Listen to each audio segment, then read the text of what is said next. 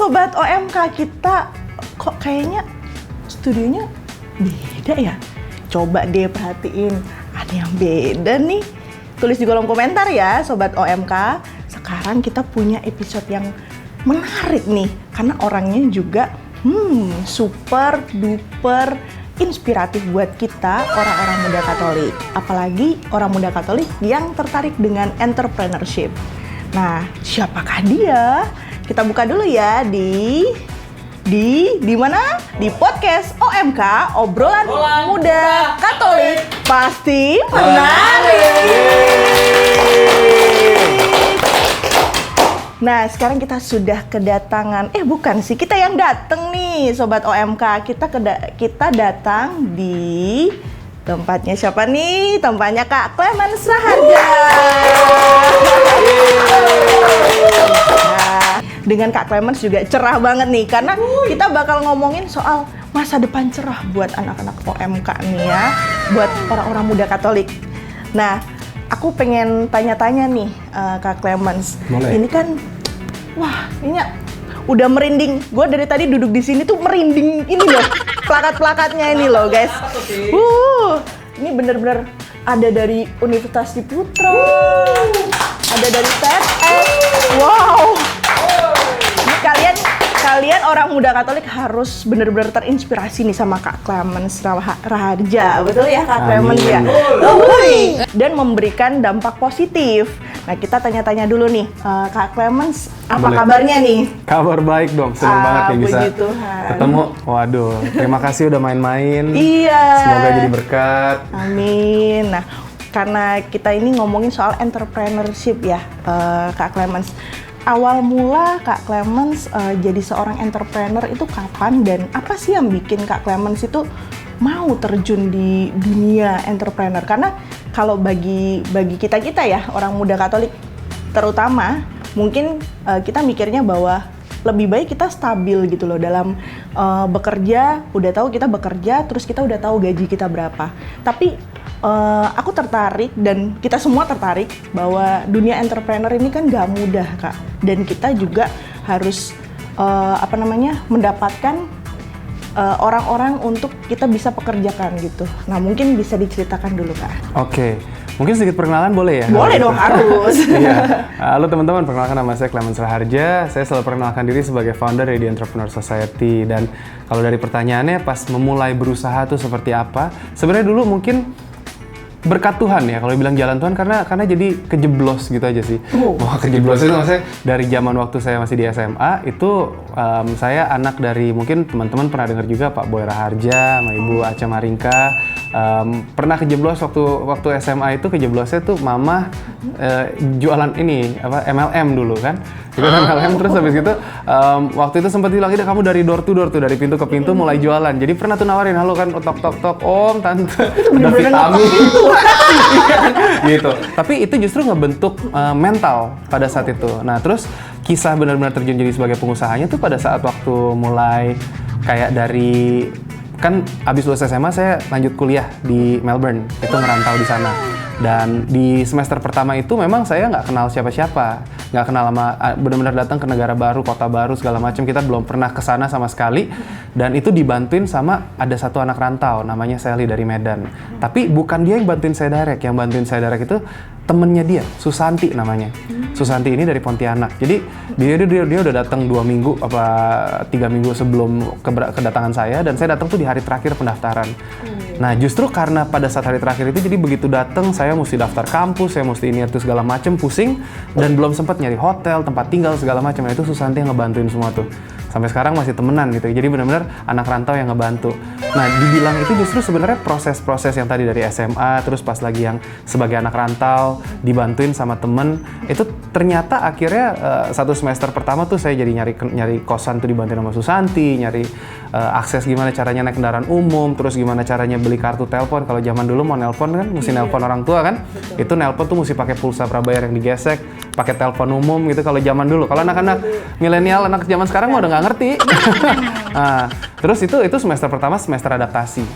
adaptasi itu juga bukan hal yang mudah juga, karena kan benar-benar yang biasanya di Indonesia mungkin ada motor ya kan, naik kendaraan mungkin dianterin atau gimana. Waktu itu pada saat waktu dulu harus nyari kendaraan umum, harus nyari ini segala macem. Terus biasanya juga kalau tinggal sama orang tua kan lebih nyaman ya daripada tinggal sendiri gitu kan ya. Jadi pas lagi di sana harus beradaptasi, nyari gimana caranya belanja kayak apa kebutuhan sehari-hari seperti apa, sayuran apa segala macem gitu. Itu semester pertama tuh adaptasi. Nah, karena saya dibantuin sama satu orang ini, jadi saya berpikir juga saya udah dibantu nih sama orang yang saya nggak kenal awalnya. Tapi mereka bantuin saya tuh 1 semester, nganterin ke sana ke sini segala macem. Jadi di awal semester kedua saya ikut volunteer di kampus untuk penerimaan mahasiswa baru. Mahasiswa. Jadi di situ justru kesempatannya adalah waktu itu saya nganterin mereka untuk orang-orang yang nasibnya sama seperti saya yang baru datang dari luar negeri, nggak kenal Melbourne sama sekali, untuk bisa kayak, oh selamat datang di Deakin University, ini fakultas kedokteran, fakultas ekonomi apa gitu, ini perpustakaan, nih kantin gitu kan, nganter-nganter gitu. Tapi saya juga ngerasain bahwa kita program dari kampus itu hanya survive di ngajarin yang untuk bertahan hidup di dalam kampus. Tapi padahal saya waktu itu mungkin 50%, 60% itu kayak nyari kosan di luar kampus, nyari kendaraan umum, nyari makanan, nyari ini segala macam, itu nggak diajarin. Akhirnya saya bikin program khusus sama koordinatornya, saya bilang boleh nggak kalau kita bikin. Dari situ akhirnya mulai jadi banyak anak-anak yang bisa belajar, buka bank account, cari kerjaan, terus lapor konsultan apa segala macam gitu kan. Dan sadar nggak sadar itu programnya malah jadi bikin satu komunitas baru yang akhirnya jadi teman-teman. Sesama anak rantau harus saling jaga, itu yang saya ajarkan. Nah, jadi kalau dibilang merintis bisnis pertamanya, ini nyambung ke ceritanya itu tuh pada saat waktu akhir semester kedua, tadi kan volunteernya di awal semester kan, akhir semester kedua itu ada orang, salah satu cewek Malaysia, dia nelpon, dia bilang katanya udah malam nih jam 10, jam 11-an, sesenggukan suaranya kayak habis nangis. Dia telepon, dia bilang, Clemens, saya urgent mesti telepon orang tua saya, tapi kartu telepon saya habis, saya bisa beli di mana? Nah, kalau kita ngambil konteksnya, jadi saya kuliah tuh kayak naik kereta 1 jam dari pusat kota. Itu kayak jauh waktu itu. Nah, ini kita sebutnya kayak di desa ini gitu ya. Itu toko-toko tuh buka maksimal paling jam 6 atau jam 9 malam. Kendaraan umum itu kalau naik, biasa kalau kereta sampai jam 12 malam. Tapi kereta itu nggak akses semua, karena kan rutenya rel kan. Nah, penghubungnya itu adalah bis. Bis itu jam 9, jam 10 udah bis terakhir waktu itu. Nah, saya tanya, kamu tinggal di mana? Teknologinya nggak kayak sekarang, Google Maps, Waze, nggak ada. Dia bilang dia sebut alamat ya, saya juga nggak tahu. Kan anak rantau. Masih peta manual juga ngeliat, juga pusing juga gua kan. Gimana? Terus saya tanya, kamu biasa pulang naik kendaraan umum apa? Naik bus nomor ini. Zaman dulu itu jadwal busnya di print. Saya ngecek, udah nggak ada busnya. Nah, itu udah jam 10, jam 11. Kalau dia mau beli, toko yang masih buka itu harus ke pusat kota, naik kereta 1 jam. Waduh. Nah, saya bilang kalau dia pergi ke sana naik kereta 1 jam, tokonya mungkin begitu dia nyampe udah tutup kali, karena toko paling buka jam 12 malam. Nggak ada toko 24 jam. Kayak sekarang tuh udah enak banget gitu. Ya kan? Tapi kalau zaman dulu nggak ada. Akhirnya saya bilang, udah ini kan kamu urgent, kamu catet PIN saya yang dari kartu tadi, kamu catet, terus kamu pakai aja. Kamu lebih urgent. Jadi bilang, saya bayarnya gimana Clemens? Dia bilang, udah nggak apa-apa, ini kamu pakai dulu, kamu lebih urgent perlu, nanti gampang lah gitu. Tapi dari situ muncul ide. Jadi setiap penerimaan mahasiswa baru kalau saya volunteer, kira-kira kalau barang apa yang saya jual sama anak-anak yang baru datang ini? Kartu telepon. Iya, karena semua orang-orang yang datang dari luar negeri pasti perlu minimal telepon orang tuanya, atau temennya, atau pacarnya, siapapun yang mereka tinggalkan kan. Karena mereka di sini nggak punya teman tadi kan, sama kayak saya nggak punya teman. Jadi nelponnya ke orang tua segala macem gitu. Awalnya. Jadi setiap awal semester itu saya jualannya apa? Itu bisnis pertama saya tuh. Jadi saya cari suppliernya, saya ngambil margin, terus habis itu saya jualin. Dan saya mungkin pelopor jualan kalau zaman dulu internet banking udah canggih. Kalau tadi kita harus pergi jauh-jauh beli kartu ke Indonesian Grocery atau Chinese Grocery. Tapi pada saat waktu ini saya bilang, kan ketemunya di kampus. Kalau mau teman-teman, boleh nanti SMS, kirim bukti transfer, saya cek nanti internet banking udah masuk, saya gesekin, saya kirim lewat SMS. Zaman dulu SMS masih. Iya, zaman dulu SMS ya, Sobat OMK. Habis SMS terus saya bilang, telepon, cek ya pulsanya bener ya. Nah, ini kartunya kamu mau ambil di kampus, kan saya di kampus bareng. Kalau enggak, ini kartunya saya robek, saya bakar, biar saya nggak nyuri pulsa. Tapi itu kalau SMS kamu hilang tuh pulsanya tuh ya. Catat ya, saya bilang gitu. Ya udah, mulai dari modal kepercayaan, mulai dari situ. Jadi dengan modal yang sangat-sangat terbatas ya kayak gitu. Nah, singkat ceritanya, itu bisnis pertama karena tadi komunitas anak rantau, jadi kartu telepon, sampai akhirnya saya ngembangin ke ada tour and travel, day trip, pergi pagi pulang sore, sampai akhirnya jadi broker kos-kosan. Semua kebutuhan anak rantau itu saya bisa supply apa buat mereka untuk membantu mereka beradaptasi supaya hidupnya nggak susah. Makanya kalau saya ngajarin di Entrepreneur Society itu salah satu esensi kewirausahaan yang terpenting, yang ada 4 esensi kewirausahaan. Yang pertama itu peluang ada di mana-mana. Tapi cara cari peluangnya gimana Kak Clemens? Ini yang terpenting nih. Ini yang saya dapetin pas lagi masa rantau itu. Fokus bantu orang lain terlebih dahulu. Rezekinya akan datang belakangan. Tadi segmentasi yang saya bangun adalah anak-anak rantau supaya saya bantu mereka supaya transisinya nggak sulit. Mulai bisnisnya dari situ. Sampai akhirnya ya udah dari anak rantau ini pertama ngebantu anak rantaunya sampai broker kos-kosan, sampai saya bisa nyewa punya kosan sendiri, nyewa rumah, kamar-kamarnya saya sewain buat kos-kosan, sampai akhirnya pas saya udah mulai beberapa rumah itu, saya kembali ke Indonesia 2007-2008 buat teman-teman yang dari sini yang belum terbang, dari college di sini, itu saya marketingin, saya bilang, teman-teman dulu kalau mau ke Melbourne saya nggak kenal siapa-siapa, nanti kamu transisinya susah, ceritain kisah susah-susahnya. Tapi tenang, sekarang ada Koko Clemens.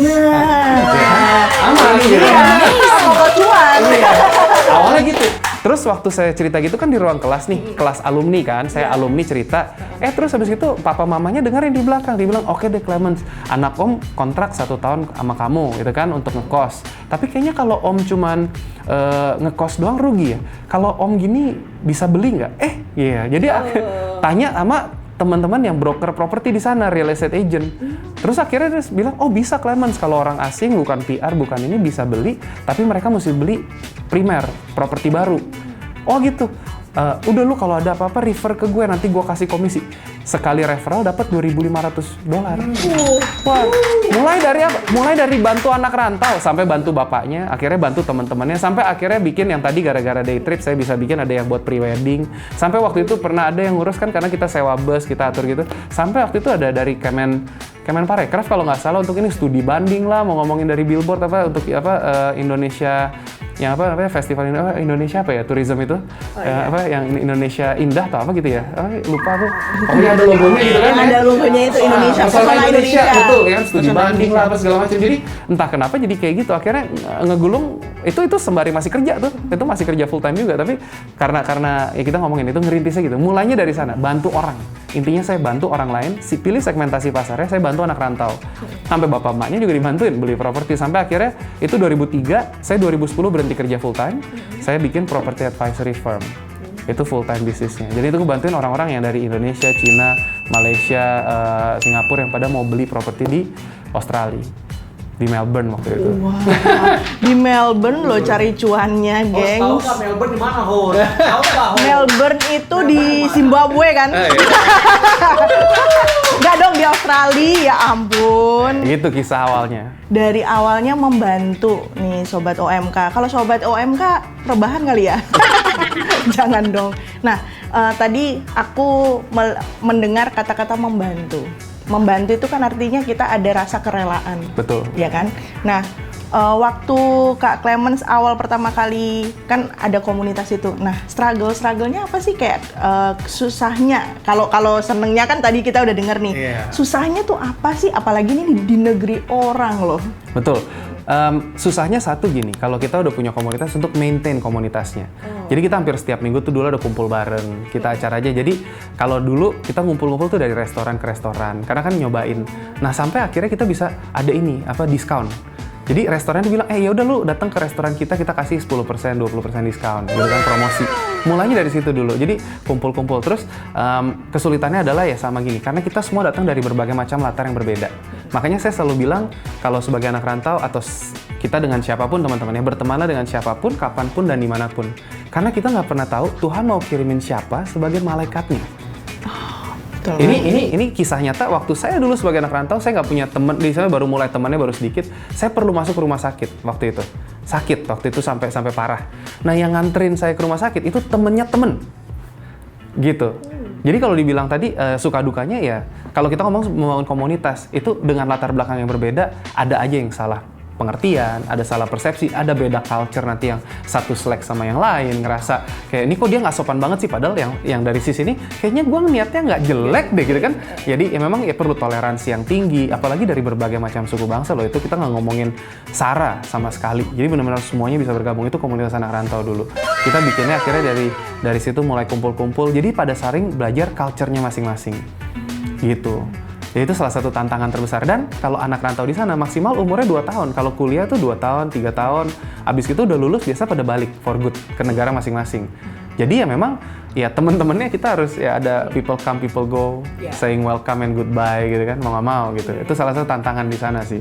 Gitu. Tapi justru kalau dibilang tadi proses ini tuh semua tuh proses di mana Tuhan tuh mempersiapkan si Clemens ini untuk ngebangun apa yang lagi dibangun sekarang di Entrepreneur Society, komunitas pengusaha.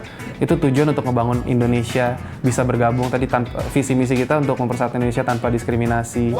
Ya, dan bisa mensejahterakan rakyatnya melalui pengembangan ilmu, edukasi, inspirasi dan peluang dalam dunia kewirausahaan. Kita sifatnya sosial, teman-teman dari mana-mana ngumpul satu dengan yang lain, saling berbagi. Modelnya tuh ya dari yang dulu anak rantau, dari yang komunitas santai-santai, sekarang komunitas bisnis ya, karena kan usia juga udah nambah ya, nggak mungkin kita santai-santai cuman kayak ngumpul-ngumpul di kafe tiap minggu tanpa ada tujuan kan, ya gitu. Itu yang pada lagi lihat kayaknya. Oke.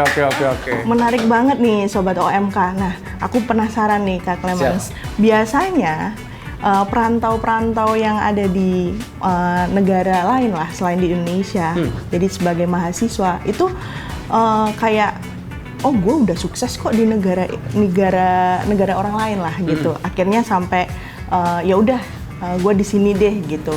Nah, apa sih yang membuat Kak Clemens akhirnya kembali ke Indonesia dan membangun usaha? Oke. Sebenarnya salah satu yang jadi turning point itu ketika saya baru mulai tertarik dengan Indonesia, ngelihat karena terus sama pada saat waktu dulu di sana saya tuh sering aktif berorganisasi, ngikut di ada Ikatan Australia Nusantara. Itu kita nih orang-orang Indonesia yang diajak untuk ke SD, SMP untuk jadi native speaker bahasa Indonesia. Orang-orang di sana mereka sangat-sangat mempelajari culture kita juga. Terus saya ikut juga sebagai salah satu founding fathers di chapter Melbourne-nya, di ini chapter Victoria waktu itu, AIA, Australia Indonesia Youth Association.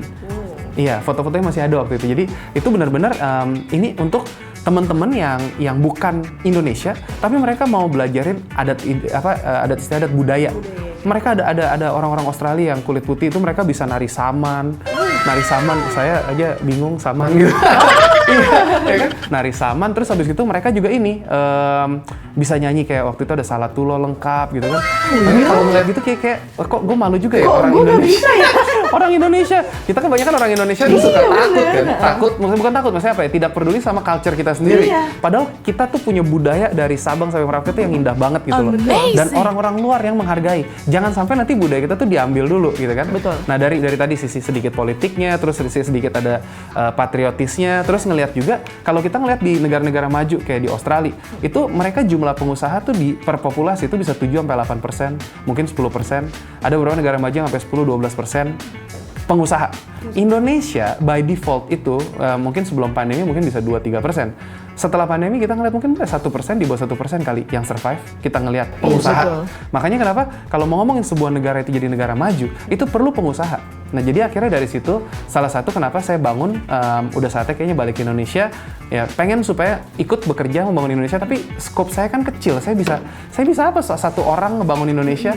Makanya kenapa dari komunitas ini teman-teman pengusaha satu dengan yang lain saling dukung, kita sama-sama naik, kita jadi perpanjangan tangan berkat Tuhan bagi sesama. Gitu. Itu saya bisa kasih banyak contoh-contoh real ya dari member-member komunitas kita yang keren-keren banget gitu kan, yang bisa benar-benar punya dampak nyata gitu. Dari sebagai mereka bangun bisnisnya, terus misalnya kayak kita kasih contoh ada satu David sama Franz, ini salah satu yang saya mentorin langsung juga, dan setahun pertama itu brandingnya dihandle sama agency kita, Hello Money Morning. Itu dia bikin kopi Bajawa Flores, kalau pernah dengar. Oh iya. Iya, itu pertama dia buka di Tebet. Terus habis itu Tebet tuh cuma 80 tempat duduk. Terus 6 bulan kemudian kita bisa sukseskan rame. Terus di Bintaro itu 140 tempat duduk. Terus terakhir di Depok itu dalam 1 tahun. Pas lagi pandemi.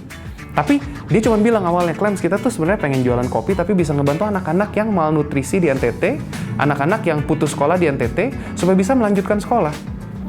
20% kalau saya nggak salah ya, 10 atau 20%. Dari penjualannya Yes. di Bajawa. Net profitnya Net itu untuk anak-anak di NTT.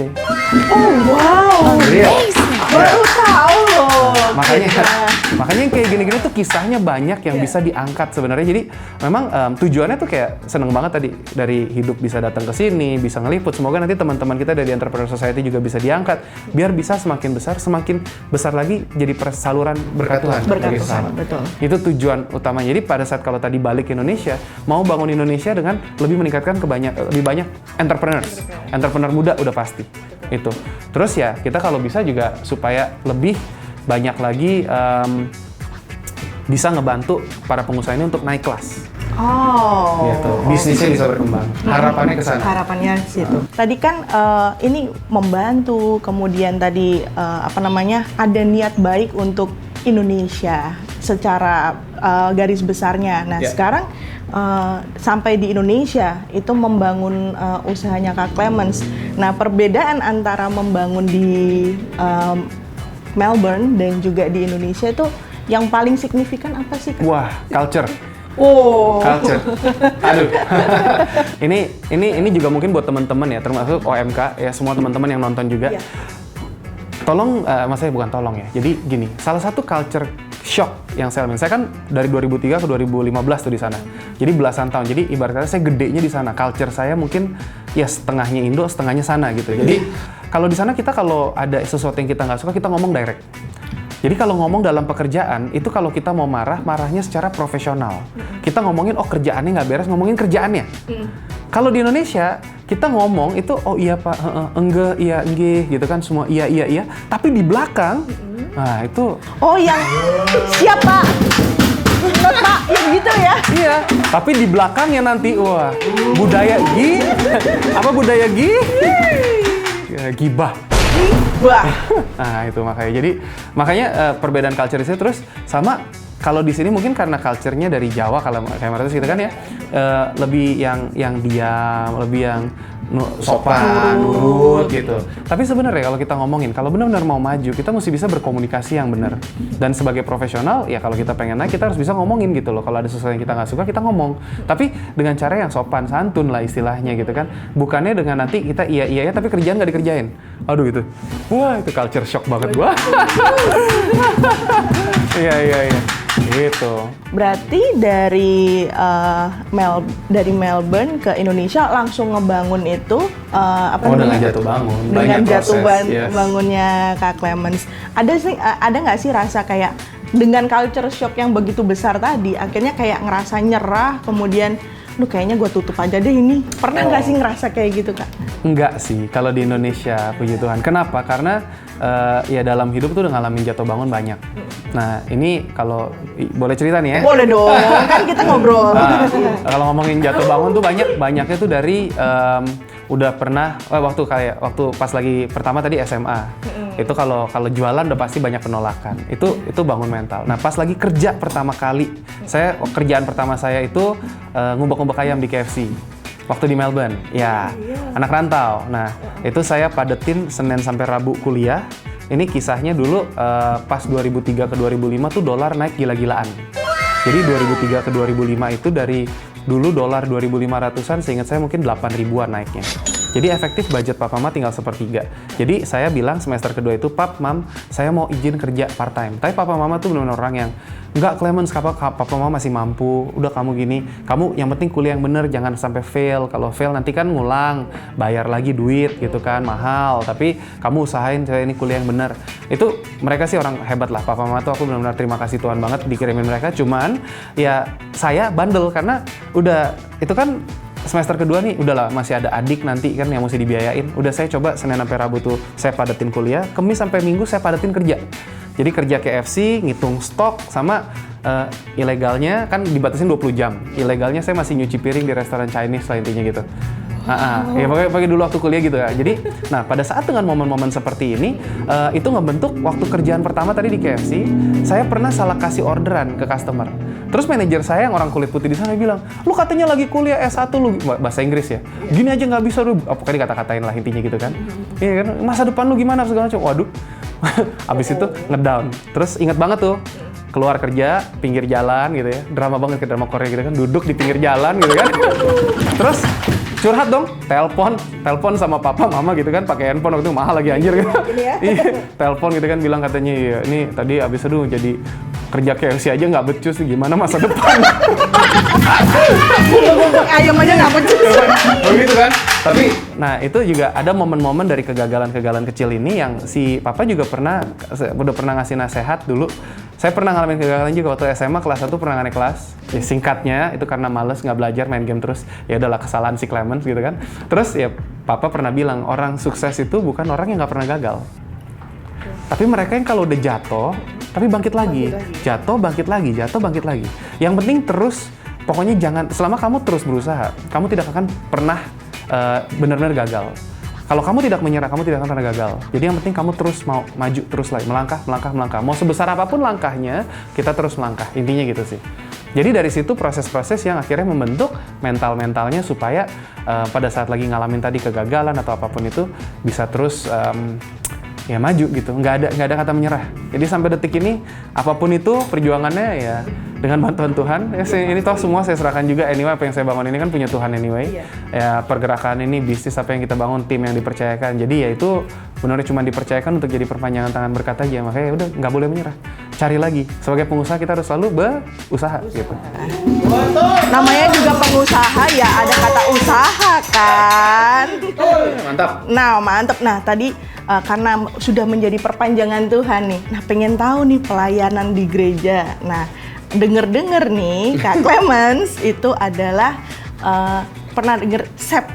Karena aku kebetulan juga CAP. Nah, kalau CAP kan kursus evangelisasi pribadi. Nah kalau SEP itu apa sih? Terus mulai kapan ada di SEP? Dan juga Perduki ini aku dengar.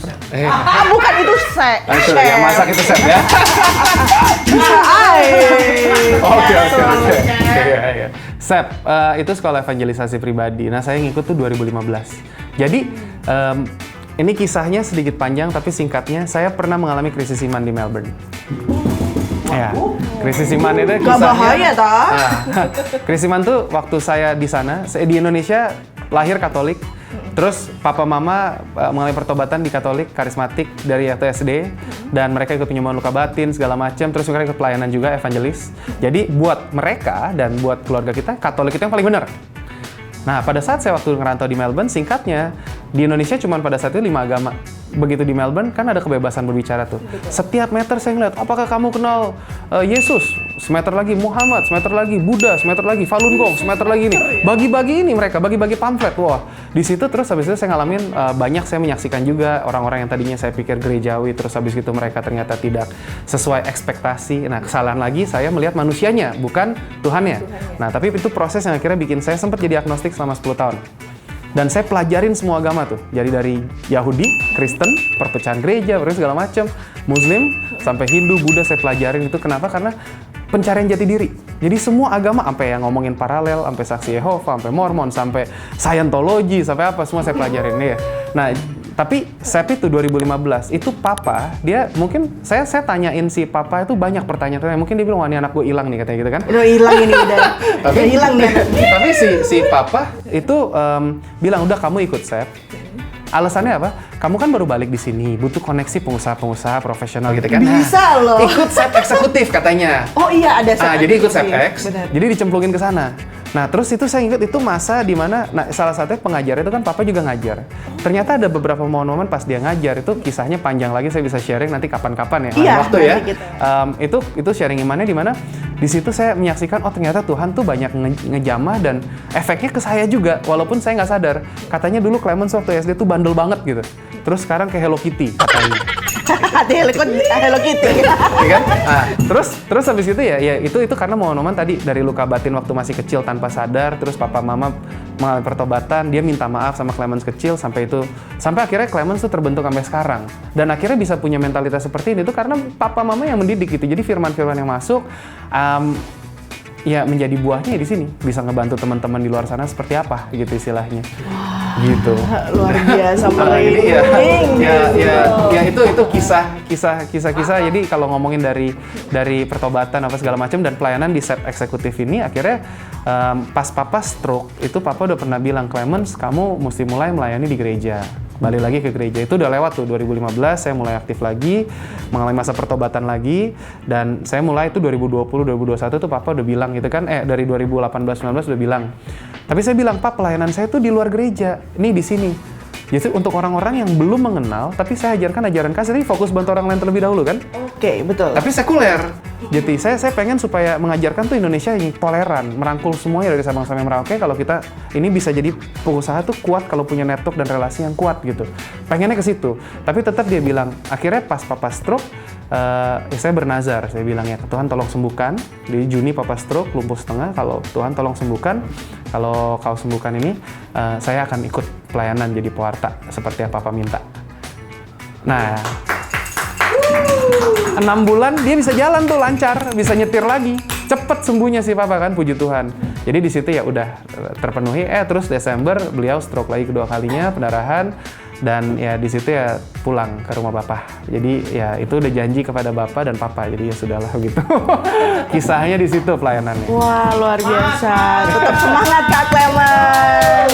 Luar biasa loh Sobat OMK. Karena Kak Clemens ini sosok inspiratif di mana kita semua sebagai anak-anak muda itu bagaimana kita bisa jadi seorang entrepreneur, dan udah pasti kalau ikut komunitasnya Kak Clemens itu bener-bener dibimbing. Bergabunglah bersama kami di Entrepreneur Society. Asik. Iya, asik. Nah, thank you so much ya buat Kak Clemens dan juga ruangannya.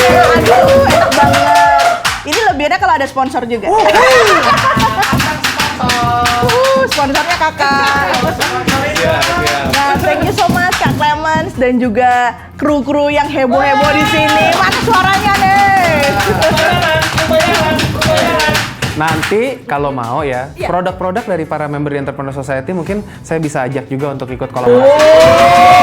Thank you so much. Boleh dong. Sukses terus. Sukses terus, dan para sobat OMK, kita tutup sampai di sini untuk episode yang spesial banget nih karena ruangannya berbeda dan juga yang pasti punyanya entrepreneur. Oke, thank you so much, dan kita tutup ya Sobat OMK di podcast OMK, obrolan muda Katolik, bareng-bareng pasti menarik.